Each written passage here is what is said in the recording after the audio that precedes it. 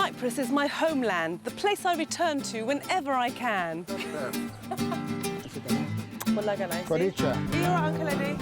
We Cypriots are passionate about family and food, and the two so often go together.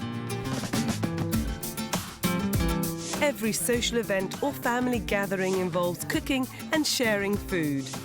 Cyprus is at the crossroads of Mediterranean and Middle Eastern cuisine, so our dishes are a fantastic fusion of both culinary heritages. Many of my favourite recipes have been passed down the family from my mum and grandmothers, but I also love to collect new recipes when I'm here on the island. In this series, I'll be sampling the ancient and modern, cooking some of my family's most well-loved dishes and sharing the delicious tastes and aromas of my Cypriot kitchen.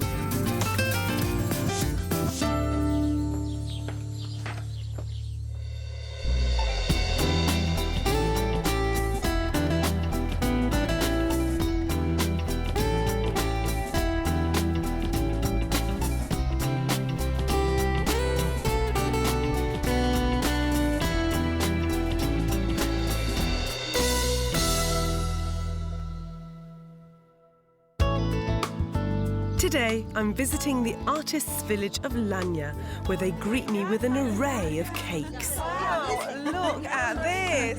Using local ingredients to make red mullet with a rose petal and rosé sauce. Fun is not the word for it. Divine is the word for it. Divine. And rediscovering a family recipe for a delicious chocolate and orange cake. It's a little taste. Oh, it's lovely.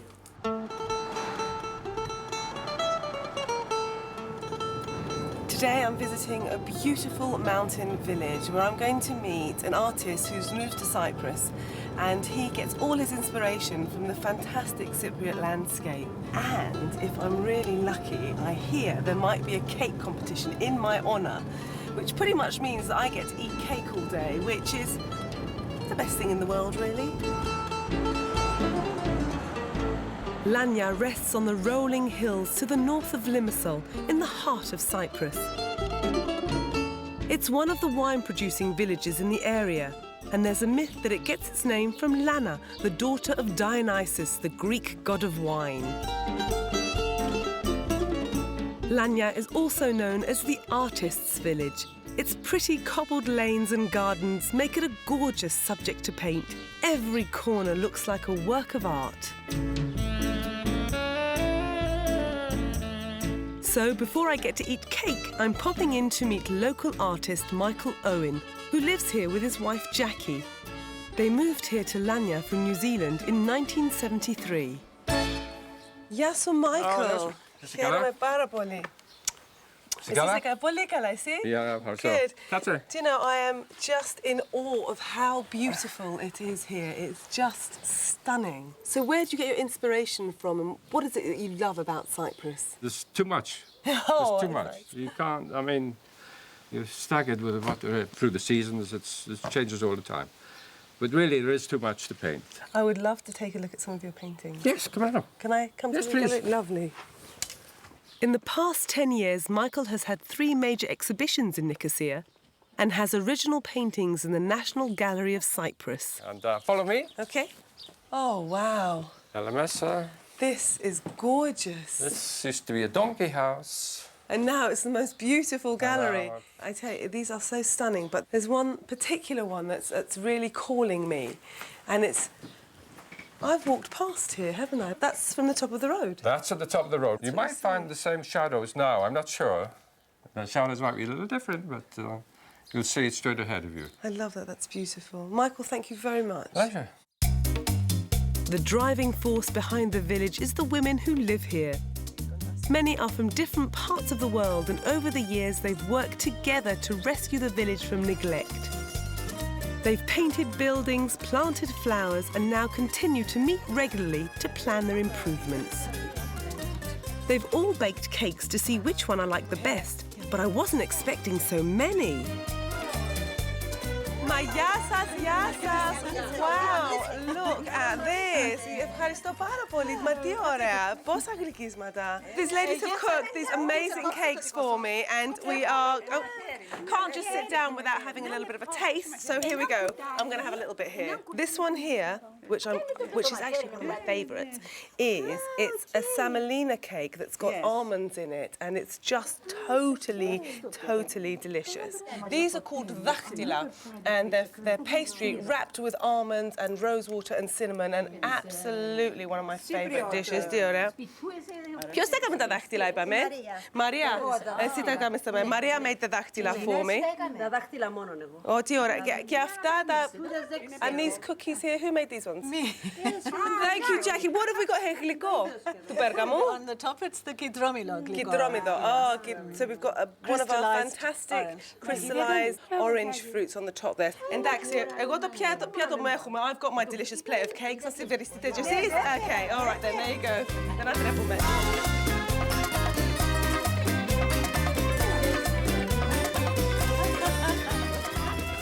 This actually is one of my favourite ones. It's halva, and it's basically semolina that's been boiled up on the pot with water, and then they add different aromas to it. Some add rose water, some add orange blossom water, some add mastiki. This one's got almonds in it, and let me tell you what the flavour is. Hold on. Oh, it's fantastic. Now I'm going to try Jackie's little cookies here. Oh, there is no judging this competition. It can't be a competition. They are all too amazing. And the thing about all of these flavours is they are emotive of my childhood. When I was a kid and I'd come to Cyprus and my grandmother would cook for me and my aunts would cook with me, these are the flavours that we would have. Orange blossom, rosewater, almonds and the gliko. Just fantastic. Ευχαριστώ πάρα πολύ. Thank you so very much. It's amazing being here. So much of village life is socialising and seeing friends, and even if you're meeting the butcher or the baker, you end up having a coffee and a chat while you do that. So it's not rushed, it's siga siga. The ladies have got life sorted as far as I'm concerned. All of this cake tasting has reminded me of a cake recipe that my mother-in-law gave me many years ago. I'm going to make the best chocolate and orange cake you'll ever have tasted. Well, according to my children anyway. And I got the original recipe for this from my mother-in-law, Sophie. Really simple. First thing you need to do is you need to wash an orange and just blitz it up whole. So cut it into quarters and then throw it into the food processor. And now that's beautifully, coarsely chopped. So now we're going to add the rest of our ingredients to the food processor. I'm going to add the eggs now, and to the eggs I'm going to add half a glass of sugar.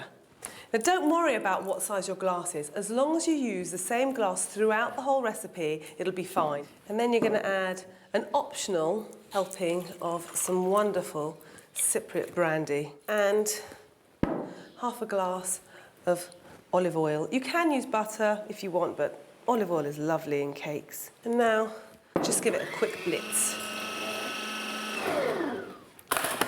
Ooh, smells lovely. Now I'm going to add flour, and I like to mix it. I use 1 glass of wholemeal flour and 1 glass of village unbleached white flour. Now I've got 1 tablespoon of cocoa powder and about 5 tablespoons of drinking chocolate. Now ready to add the milk and mix that well together. That looks done. Right. Just need to mix everything together. And before you give it a mix, you want to add the walnuts. The reason I don't put the walnuts in the mixer is because they get chopped up too much, and I like to use halved walnuts, but they're still a bit big half, so I just crack them in half and put quartered ones in. All the walnuts are in now. Just need to give it a really good mix. Right, that's mixed well together. Just need to put it into the cake tin. There we go, all of that in there. And that's ready to go into the oven about 180 degrees for around an hour.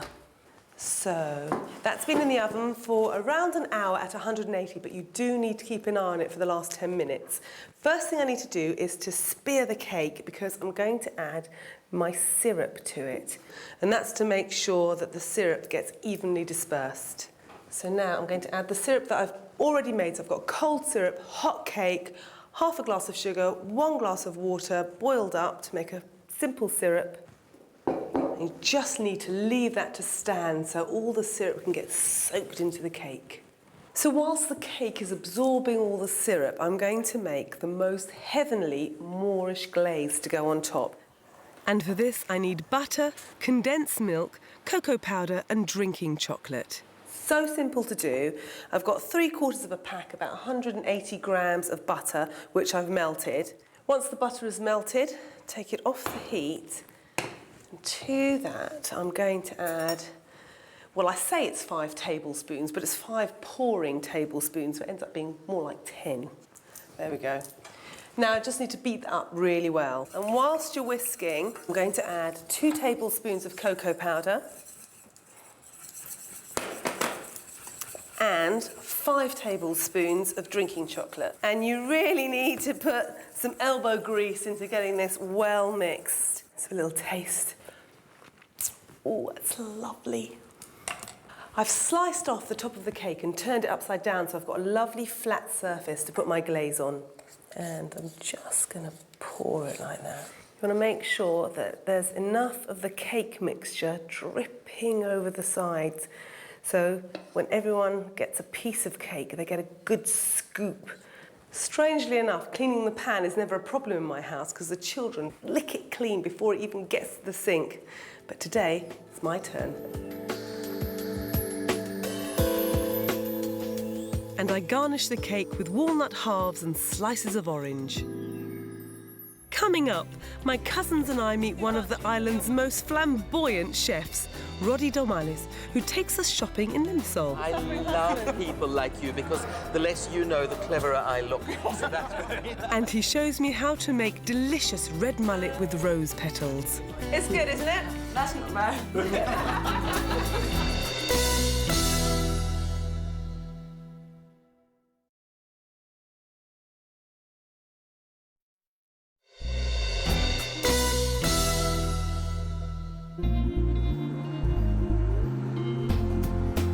I'm heading off to Limassol, where I'm going to meet Roddy, one of the island's finest chefs. He's well known here for taking traditional Cypriot recipes and giving them a modern twist. Dos muto chili se barakallah majid. Table 1. Lovely. Let's go with that. We've got over... Roddy's restaurant is called Piat Dagya, which means little plate. He uses a fusion of tastes and isn't afraid to experiment with traditional dishes and produce. Nice. Roddy often does shopping and cooking lessons for food enthusiasts. And today, my cousins and I are joining the group. Apart from meeting a couple of the regular stall holders, we're going to pick out some fresh food to cook later on at Roddy's restaurant. So we've got some gorgeous anquinares. Yeah, the artichokes, which are beautiful at the moment. I think artichokes are one of those things that people are used to actually getting out of a jar. So again, we'll pick up a couple and I'll show you And what I'm to glad do. that we've got Mariana here with us. This is my cousin who doesn't cook. So Roddy, I want by the end of today for her to at least be able to produce something for her poor long-suffering husband. I love people like you because the less you know, the cleverer I look. So that's very Roddy's been coming to this market for years to buy his daily produce, and everything he cooks has to be in season and fresh. We start off with our sea bass over here. We've got some sea bream. One of my favourites are absolutely... I love the red mullet, the barbuni. So tasty, exactly. isn't it? The Tasty meat is fish. so sweet. Okay. In fact, I do a recipe with these with rose petals in a rosé wine. Is absolutely beautiful. Okay, because it brings out the flavour. Yeah. Do you all like fish? I'm not a big fan, Roddy, to tell you the truth. I think, Mariana, a lot of times people are a little bit scared off by fish because of the fact that they've had bad experiences with fish, okay? So it's either very fishy fish that people have experienced, especially as a child, and that it's put them off. So we're going to buy some fish? Absolutely. Okay. I'd suggest that we actually take a couple of red mullet and we make that recipe for you. Yeah, because the idea of having rose petals and rosé with it is Indeed. amazing. Okay.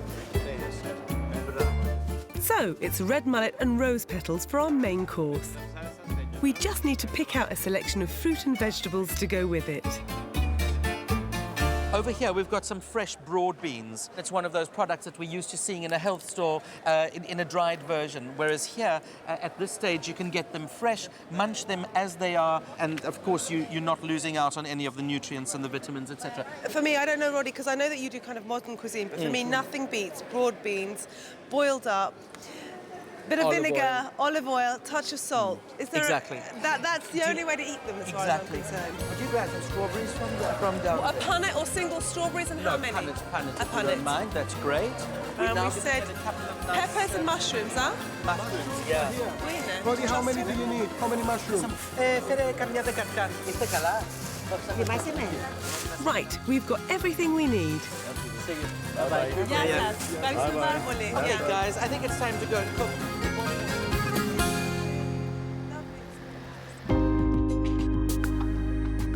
We're heading back to cook, and hopefully we'll get my cousin Mariana to conquer her fear of fish at the same time.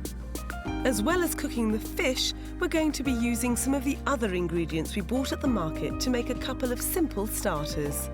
So, welcome, guys. That was nice to have you here. That was a great morning of shopping and tasting, etc. Now what we're going to do is, as you've seen, we brought all of the goodies over here, prepared it, and we're going to throw together a couple of really, really nice dishes. Very easy, very casual taste as we go along. Most importantly, glass of wine in one hand. Okay. That sounds like my type of cookery lesson. Indeed. So, can I have some help, dear? Yes. Good. We're going to start off with the hiromeri. If you'd All right, like what to am I grab doing? that one. Hiromeri is finely sliced smoked ham, and we're spreading it with cream cheese. Okay, so what are you doing now? You're separating up We're the... just going to put a couple of rocket sprigs over there, and we're going to just roll it into a nice cone. There we go. Exactly. And will you cook these? No. No, just plain like that. Beautiful. In the meantime, I'm going to get Mariana to just... Not the fish. Not the fish. If you could just chop the tails off those, and then we'll zap them in the blender. If I could have each of your plates, and then we could just pop one of these on there. Thank you. Roddy's whizzed up the strawberries with some black pepper to make a sauce to drizzle over the meat. Isn't that fun? Oh, good. You're welcome to use your hands for those as well, because they're very conducive to do. And how would you serve this, Roddy? As a starter? As a or starter. As part of a mezze, as a Starter, or you could do it as if you were doing a buffet of just sort of finger nibbly bits, then I would certainly add that. But it's lovely as a starter. We're going to do a couple of dishes simultaneously so we can all get involved. We're going to zap our yellow and red peppers into the oven to start roasting. We're then going to do our mushrooms in comandaria and rosemary, and then we're going to do our little barbuni, the red mullet. Roddy's first job is to roast the peppers on the highest oven setting. We're going to be skinning them, and a blast of heat means that this is the easiest way to do it. My cousin Apostole has volunteered to help Roddy with the mushrooms. As Apostole chops them into quarters, Roddy adds some butter and comandaria wine to a pan. Then he sprinkles some rosemary, pepper, salt and brown sugar. And that'll give you that nice caramel. Sugar and cream, Yeah. sugar and butter. You're going to see the bubbles over there, and the minute the bubbles start becoming thick and lazy and plump, you know that you're getting there. Mariana, I'm going to be keeping tabs on you, huh? I'm going to be speaking to your husband. Although I love people like Mariana because we can make a living. Absolutely. We don't want everybody becoming fabulous chefs. Okay. So, we're just going to leave these for a little while.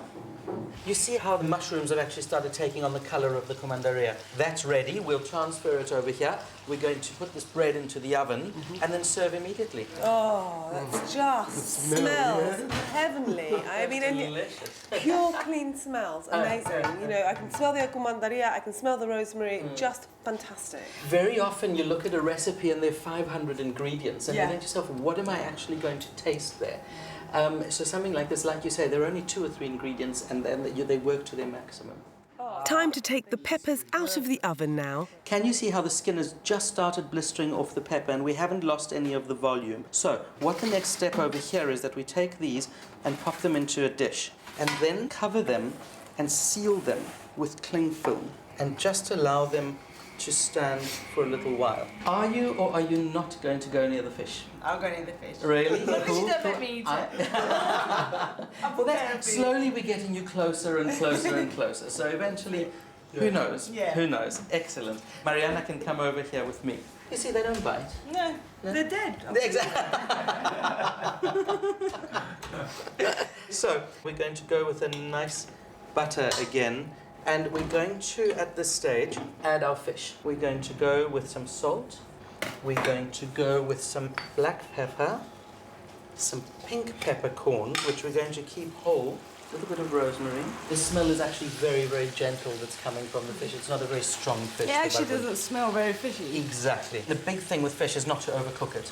Yeah. All right, so cook it until it's 90% cooked, 85% cooked. Then you remove it from the pan and it will cook in its own heat. Okay, yeah. so that's very, very important because it's that delicate. That's one of the things that most people do with fish that puts them off cooking it, like you were saying, is that they're scared and therefore they overcook it and it becomes dry and tasteless instead of moist and delicious. Exactly. So we're actually ready to just turn them around at the moment. So we're just going to flip them around. And now we're ready for the rosé.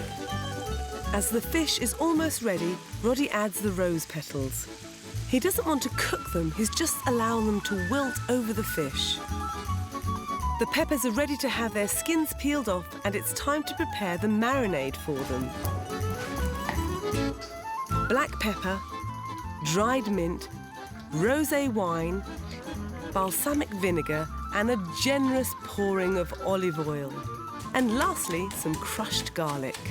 Finally, it's time to cut some freshly baked Cypriot bread into slices, which is perfect for using to dip into the sauce and juices. Kaliorexi, bon appétit everybody. Enjoy.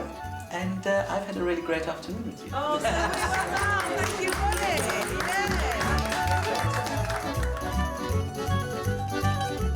That mushroom sauce Aren't they fun, huh?